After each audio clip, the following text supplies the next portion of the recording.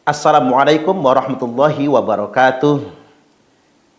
NU tidak boleh diam terhadap klaim oknum-oknum habaib. NU tidak boleh apatis dengan klaim-klaim dari oknum-oknum habaib. Sekali lagi saya ulangi, kader-kader NU dan warga Nahdliyin tidak boleh diam terhadap berbagai macam klaim yang dilakukan oleh oknum-oknum habaib. Di antaranya coba kita dengar. Daripada Nahdlatul Ulama. Nahdlatul Ulama waktu itu diciptakan, digagaskan oleh Habib Muhammad bin Ahmad al-Muhdar. Cuma karena memang Habib Muhammad ini keturunan orang Arab, waktu itu aturan daripada orang-orang Belanda dan Indonesia, seorang luar asing tidak boleh membuat satu firqah, tidak boleh membuat satu perkumpulan. Maka para habaib zaman daripada Habib Muhammad bin Ahmad al-Muhdar ini bermusyawarah bagaimana siapa yang kita tunjuk untuk menjadi ketua daripada Nahdlatul Ulama. Akhirnya tercetuslah Kiai Haji Hasyim Asy'ari. Baik, oknum Habib ini mengklaim bahwasanya NU didirikan oleh Habib. Ini luar biasa. Ini mendasar loh. Ini persoalan sejarah. Pengurus PBNU tidak boleh diam terhadap klaim ini. Termasuk juga segenap dzurriyyat dan poros santri dari 3 pendiri NU. Rais Akbar Nahdlatul Ulama, Romo Hadratus Syekh Kiai Haji Hasyim Asy'ari, dzurriyyat maupun santri Rais Am Nahdlatul Ulama, Romo Kiai Haji Bisri Sansuri. Kemudian poros santri dan dzurriyyat dari Rais Am Nahdlatul Ulama, ini Romo Kiai Haji Abdul Wahab Hasbullah. Ini tidak boleh diam begitu saja terhadap klaim ini semua. Ini persoalan sejarah ini. Sejarah yang hendak disimpangkan, sejarah yang hendak dibelokkan, sejarah yang hendak diklaim. Ketika kita semua dengan alasan husnuzon, takut kualat, tidak mau mengingatkan, dan kita biarkan begitu saja, maka generasi kita yang akan datang akan termanipulasi oleh pembelokan sejarah.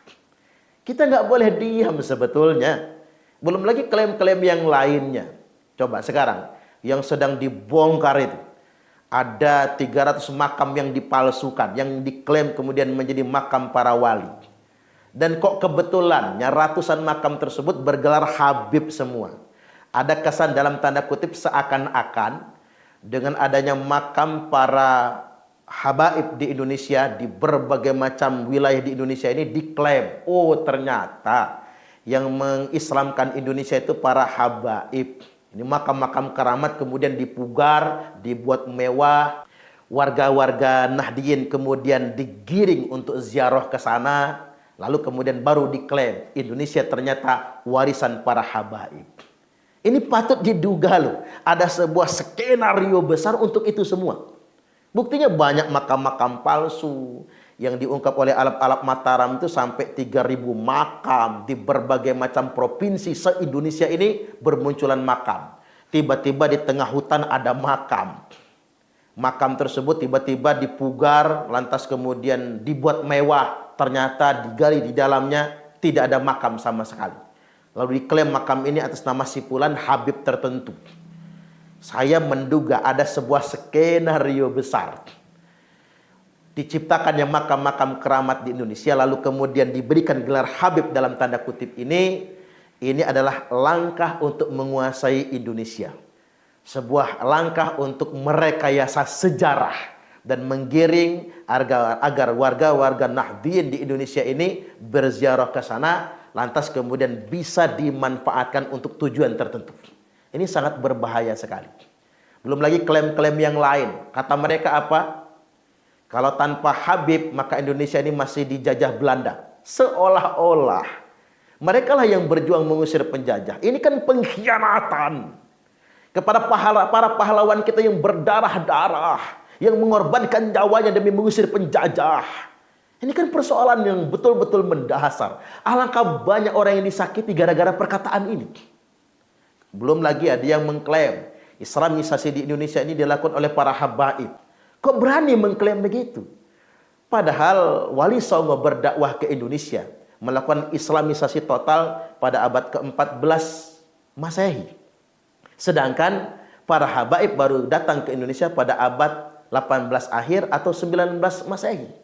Ada jarak 5 abad lamanya antara kedatangan Wali Songo untuk berdakwah dengan para habaib. Nah, inilah kemudian mengapa muncul organisasi perjuangan Wali Songo Indonesia, Laskar Sabilillah, untuk melakukan ini semua. Tentunya kita semua sebagai warga Nahdliyin tidak boleh tinggal diam terhadap kenyataan ini semua, karena ada upaya untuk membelokkan sejarah. Belum lagi ajaran-ajaran yang sangat tidak masuk akal, ajaran-ajaran yang sifatnya khurafat, yang gampang sekali digunakan untuk memanipulasi orang awam.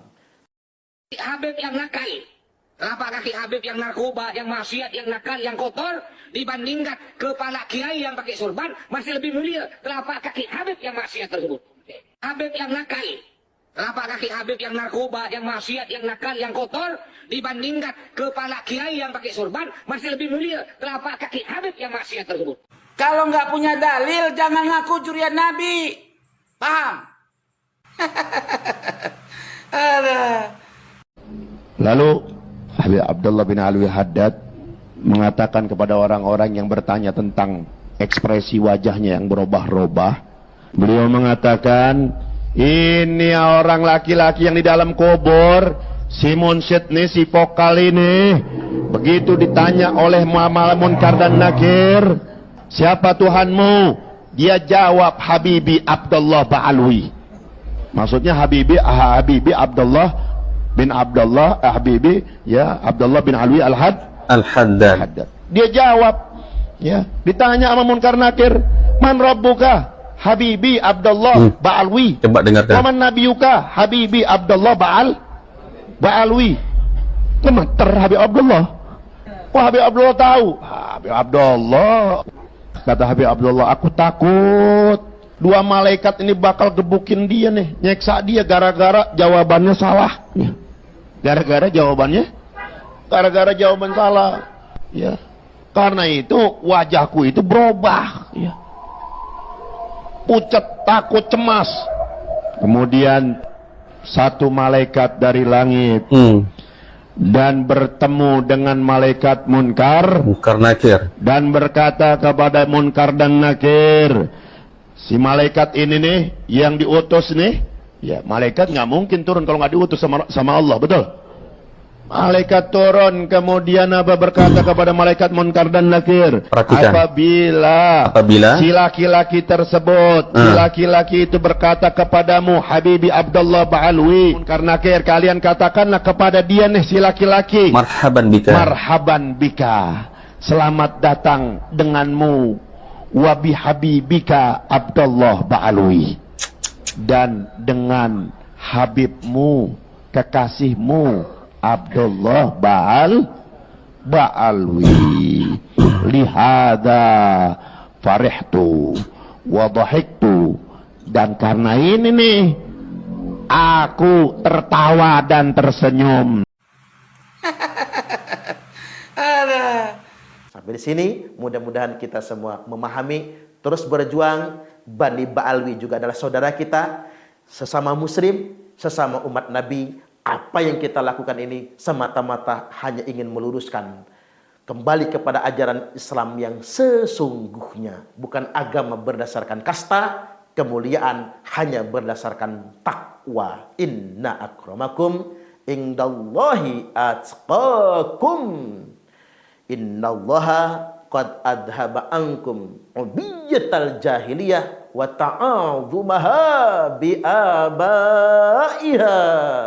Sesungguhnya Allah telah mencabut dari kalian semua kesombongan, kebanggaan jahiliyah, di mana mereka suka membangga-banggakan nasab, membangga-banggakan leluhur, membangga-banggakan keturunan. Allahul muwafiq ila aqwamit thariq.